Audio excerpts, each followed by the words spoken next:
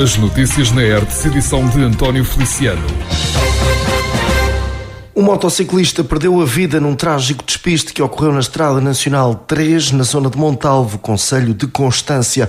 O alerta foi dado pelas 20h10 desta quinta-feira. Estão por apurar as circunstâncias do acidente, com investigações a cargo da Guarda Nacional Republicana. As forças de socorro ainda procederam a manobras de reanimação, mas infelizmente não foi possível inverter o estado crítico em que a vítima se encontrava.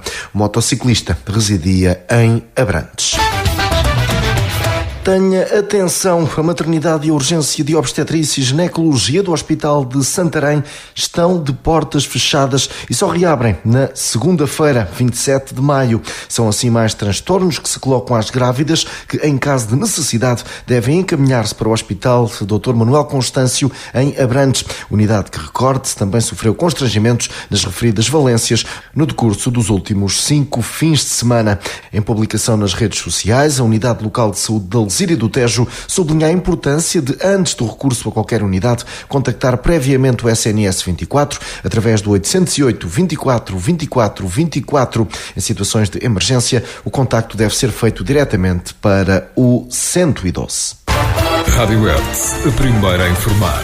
3 pessoas sofreram ferimentos considerados como ligeiros na sequência de uma colisão entre 2 automóveis. Embate que ocorreu na Rua da Capela, na localidade de São Simão, concelho de Tomar. O alerta foi dado pelas 19h55 desta quinta-feira e obrigou à mobilização de operacionais das corporações Nabantina, assim como de Ferreira do Zézer, de Caxarias e ainda de Ourém, para além da Guarda Nacional Republicana, que tomou conta da ocorrência. Refira-se que as vítimas foram encaminhadas para o Hospital de Abrantes. Ainda nesta quinta-feira, pelas 19h10, nota para um outro acidente rodoviário em Tomar, no caso na nova rotunda da Avenida Maria de Lourdes Melo e Castro, numa colisão que envolveu um automóvel e uma moto. O ocupante deste último veículo sofreu ferimentos considerados como leves.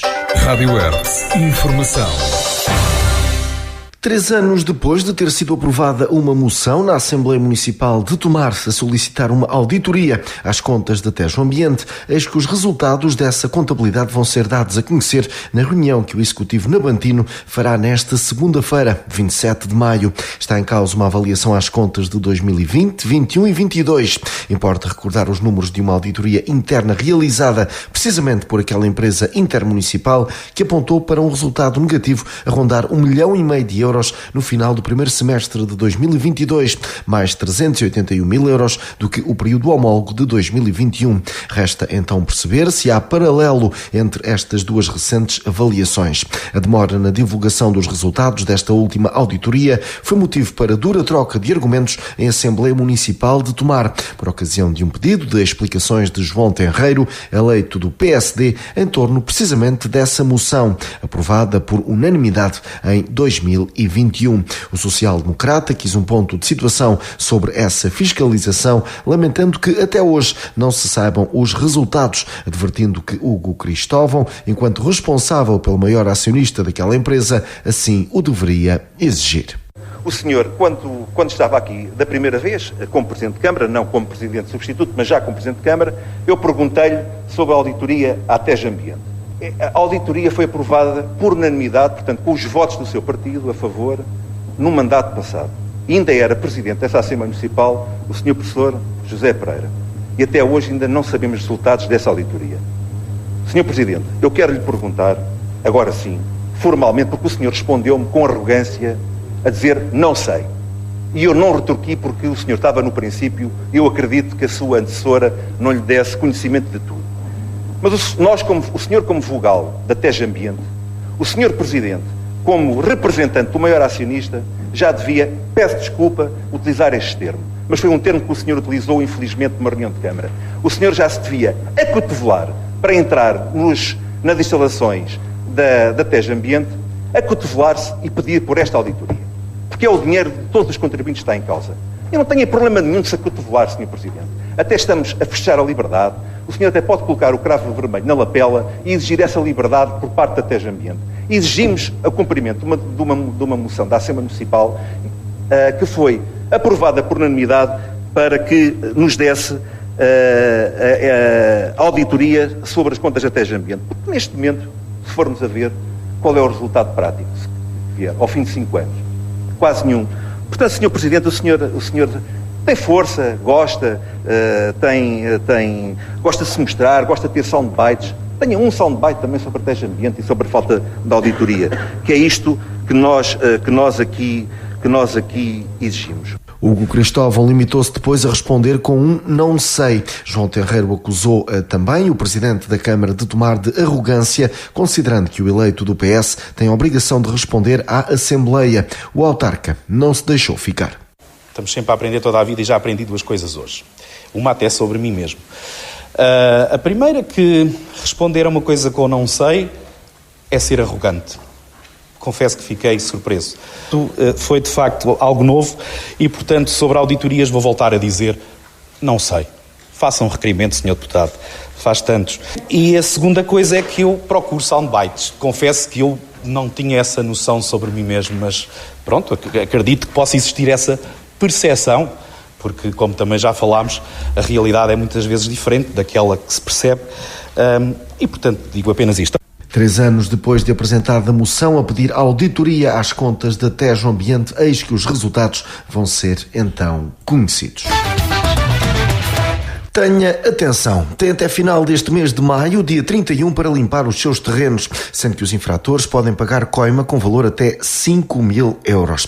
Tanto a Polícia de Segurança Pública como a Guarda Nacional Republicana têm apelado para o cumprimento da lei, mensagem destinada a proprietários, arrendatários ou usufrutuários de edificações ou terrenos em espaços rurais, que devem efetuar a limpeza dos seus terrenos e à volta das edificações ou instalações numa faixa de largura não inferior a 50 metros. Em aglomerados populacionais, esta faixa de proteção estende-se até aos 100 metros. O não cumprimento da obrigação de gestão do combustível constitui contraordenação punível com coima, que pode assim chegar até aos 5.000 euros no caso de pessoa singular e até 60.000 no caso de pessoas coletivas. Com o aumento de temperaturas e do índice de risco de incêndio, essas ações ficam condicionadas durante os próximos dias, precisamente até final deste mês. Tenha por isso atenção que a realização de queimas de sobrantes não é aconselhada e o recurso a motorroçadoras com grades de disco é proibido. Rádio Hertz, a primeira a informar. O município de Tomar já está a proceder à substituição dos antigos oleões em plástico por novos depósitos em metal. As estruturas estão a ser colocadas em pontos estratégicos para a deposição e encaminhamento adequado dos óleos alimentares usados produzidos. Quando eliminados através dos esgotos urbanos, este tipo de resíduos constituem um grave problema ambiental, dificultando o tratamento das águas residuais nas ETAR e constituindo um potencial perigo de contaminação quer dos solos, quer das águas. O presidente da Câmara de Tomar, Hugo Cristóvão, em declarações à Hertz, já abordou este processo. Estamos efetivamente a proceder, ou enfim, fizemos uma contratação com uma empresa para proceder à substituição dos oleões que existiam na cidade e que eram da responsabilidade da Resitex, mas que efetivamente não era um serviço que estivesse a ser bem prestado e estava em muito mau estado e também muito mau aspecto a generalidade desses oleões.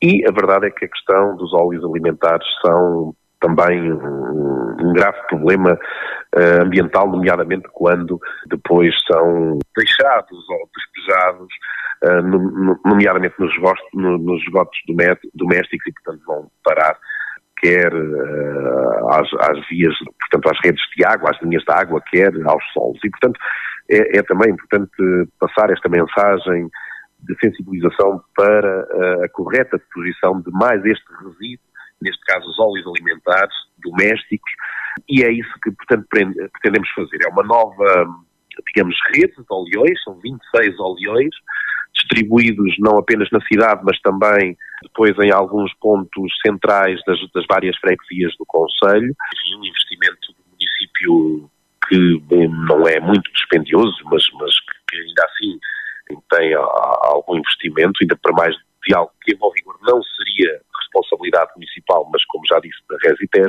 porque entendemos que assim o serviço será melhor prestado, portanto entendemos fazer este serviço, e portanto agora há que apelar depois então aos cidadãos para a sua correta utilização. Portanto é de facto nestes locais que os óleos alimentares, domésticos, portanto de cidadãos individuais, devem ser colocados. E há que sublinhar isto, cidadãos individuais, portanto obviamente que as empresas, e falo por exemplo da restauração, têm outros mecanismos aos quais estão obrigados, e quais devem recorrer. Câmara de Tomar-se aqui a proceder à substituição dos antigos oleões por novos depósitos em metal. Está em causa a resolução de um problema ambiental. Rádio Hertz. Informação. O Sporting de Tomar perdeu em casa por 1-5 diante do Sporting Clube de Portugal. Foi afastado do play-off de luta pelo título da Primeira Divisão Nacional de Hóquei em Patins. A formação navantina esteve longe da exibição que realizou no primeiro embate em pleno pavilhão João Rocha, onde foi derrotada a 2 segundos do final e ficou assim pelo caminho nos quartos de final, numa época que fica para a história fruto da brilhante conquista do 5º lugar na fase regular à frente do Hóquei de Barcelos, por exemplo. Para além do Sporting, também Benfica e Porto estão apurados para as meias, sendo que Oliveirense e o Barcelos precisamente ainda vão disputar a chamada negra. Importa ouvir Nuno Lopes, treinador do Sporting de Tomar, ele que na reação a esta derrota com o Sporting considera que a sua equipa esteve muito aquém daquilo que fez, mas numa análise mais global fala numa época brilhante. Surpreendeu-me foi a nossa equipa, neste caso não ter apresentado o nível competitivo que é normal. Entramos mal na primeira parte, não tivemos no nosso melhor, tentámos mexer, mas nunca tivemos do ponto de vista da decisão individual, nunca tivemos bem.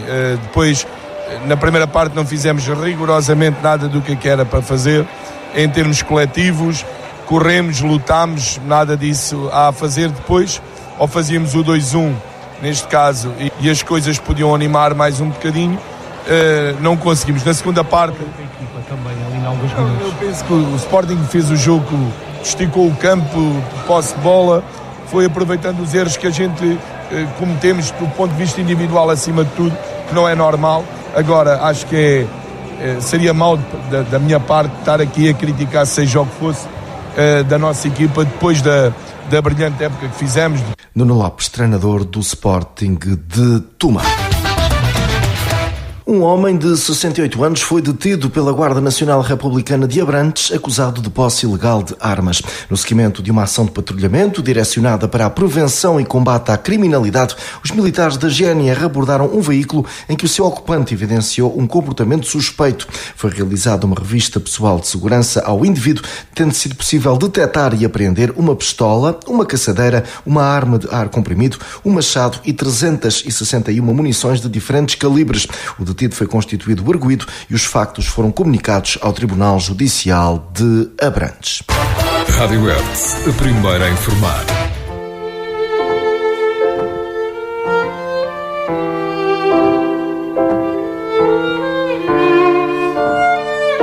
Está apresentada a edição de 2024 do Festival César Artes, naquela que será a 14ª realização de um evento que combina a música clássica com o património da região, em particular de Tomar, Ferreira do César, Orém e Batalha. Assim será de 13 a 28 de julho. Para além dos inúmeros concertos, registro para um programa vasto, desde logo com cursos de verão e masterclasses, sendo que os interessados podem inscrever-se online no site do festival.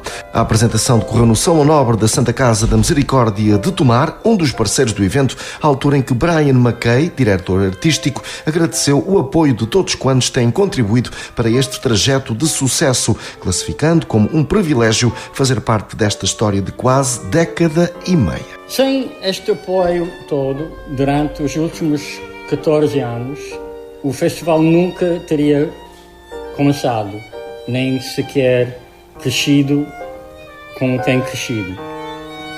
Agradeço a todos, tem sido um privilégio para mim,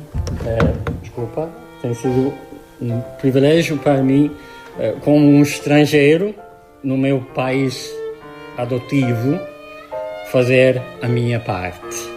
Nota ainda para a intervenção de Hugo Cristóvão, presidente da Câmara de Tomar, que não deixou de elogiar o impacto que o César Artes tem no concelho e na região, considerando por isso que o festival faz todo o sentido. Tomar e a região são efetivamente ricas em instituições, em músicos, em praticantes. Aliás, eu fui durante alguns anos um exemplo. Portanto, temos... Tomar, por exemplo, tem 2 escolas de ensino artístico oficial, a Valdim Paz e a Canto Firme, tem as bandas filarmónicas, tem os coros, tem uma longa tradição também de outras expressões musicais e artísticas que ao longo do tempo foram existindo. Zezer Arts, Festival de Música Clássica, aqui a combinação com o património da região, em particular de Tomar, Ferreira do Zezer, Orém e Batalha, assim será de 13 a 28 de julho.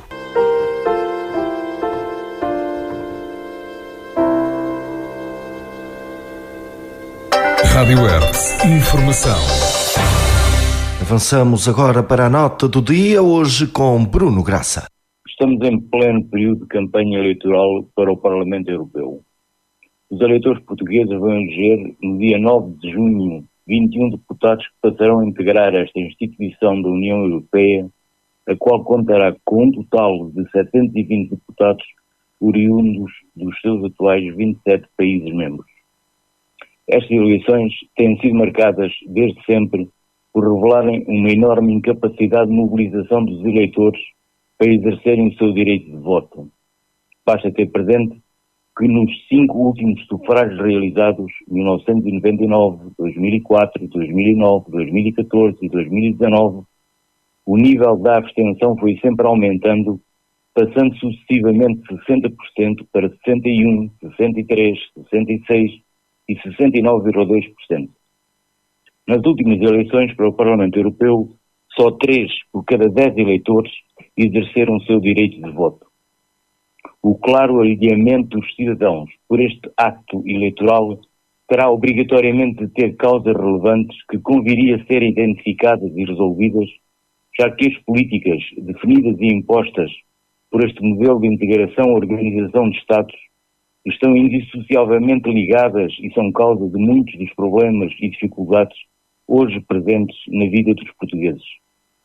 Este período eleitoral poderia ser uma boa oportunidade, ser um momento adequado para se procurar e debaterem as razões profundas que levam ao desinteresse que as populações têm evidenciado pelas eleições europeias.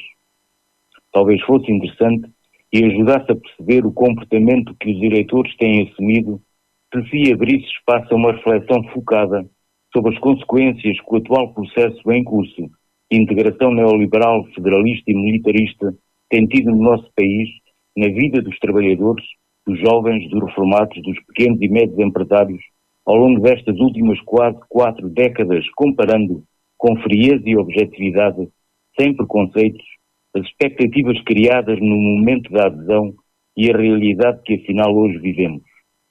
3 exemplos para concretizar. Ao fim de 30 anos de política agrícola comum, como evoluiu a nossa produção agrícola e a vida dos nossos agricultores?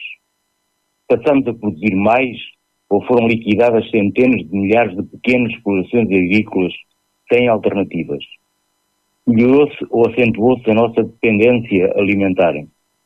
As recentes grandes manifestações por toda a Europa e também em Portugal dão-nos a resposta. Ao nível das pescas, e sendo certo que Portugal dispõe de uma valiosa e extensa zona económica exclusiva, as políticas que esta União Europeia nos impôs e impõe para este setor foram no sentido de a nossa frota pesqueira, ao longo destas décadas, crescer e se modernizar, ou foram no sentido de promover o seu abate, arrasando milhares de embarcações? A vida dos pescadores e dos pequenos e médios armadores melhorou ao nível da nossa capacidade de produção industrial, como foi a nossa evolução nas últimas décadas.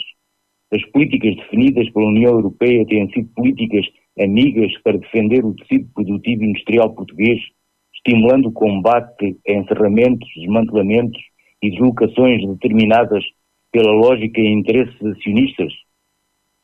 Agora aprovada a urgência de reindustrialização do país está mesmo a acontecer? Para terminar, deixar um registro do Eurostat. Em Portugal, em 2022, 20,1% da sua população estava em risco de pobreza ou exclusão social. Como afirma em livro o ex-deputado comunista João Ferreira, e passo a citar, a União Europeia é um processo de integração económica e política de Estados. Não é o primeiro que ocorre na Europa, nem será o último. Fim de citação. E fica então a pergunta: será que não é possível e ou permitido desenhar propor e construir uma Europa de cooperação entre Estados soberanos iguais em direitos, uma Europa de progresso social e de paz. Bruno Graça aqui com a sua nota do dia. Concluímos assim mais esta edição. Continue desse lado. Estas e outras notícias em radiohertz.pt.